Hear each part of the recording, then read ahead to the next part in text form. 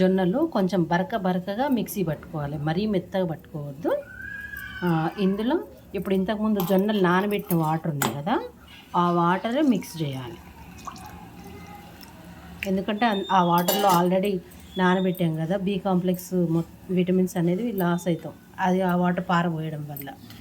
కాబట్టి ఆ వాటర్లోనే డైల్యూట్ చేసుకొని ఇప్పుడు ఎసరు చూడండి ఎట్లా మసులుతుందో.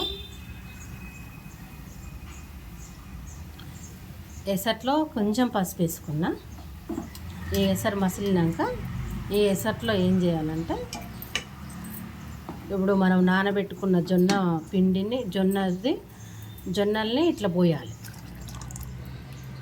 జొన్న రొట్టె ఆరోగ్యానికి చాలా మంచిదండి. కాకపోతే ఏంటంటే జొన్న రొట్టె అందరూ అన్ని సందర్భాలలో అంత ఈజీగా చేసేటట్టు ఉండదు, అందరికీ రాదు కూడా. కానీ జొన్న రొట్టె చేయడం కొంచెం లెంతీ ప్రాసెస్. అదే జొన్నలు ఆరోగ్యానికి మంచిది, అందరికీ జొన్నలు తినాలనిపిస్తుంది, జొన్న రొట్టె తినాలనిపిస్తుంది, జొన్న రొట్టె చేసుకోవాలనిపిస్తుంది. కానీ చాలామందికి జొన్న రొట్టె చేయరాదు, చేసినా కూడా అదొక లెంతీ ప్రాసెస్ అవుతుంది.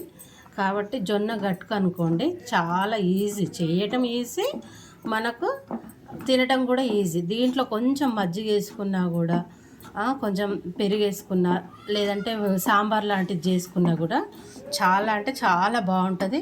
తినటం ఈజీ, చేయటం ఈజీ అండి. జొన్న గట్టుక ఆరోగ్యానికి చాలా మంచిది కాబట్టి మార్నింగ్ బ్రేక్ఫాస్ట్గా కూడా వాడుకోవచ్చు. ఇది జొన్న రొట్టె చాలా ఇష్టం అందరికీ, కానీ అది చాలా కష్టం చేయడం. జొన్న రొట్టె చేస్తే స్టవ్ అంతా చుట్టుపక్కలంతా ఖరాబ్ కావడము, ఒకసారి కుదురుతుంది, ఒకసారి ఇరిగిపోతుంది, ఒకసారి మంచిగా రాదు.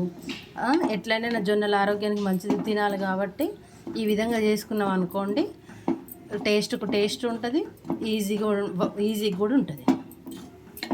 ఏముంది, ఒక 5 నిమిషాలు మసలు పెడితే జొన్న గట్టుక రెడీ.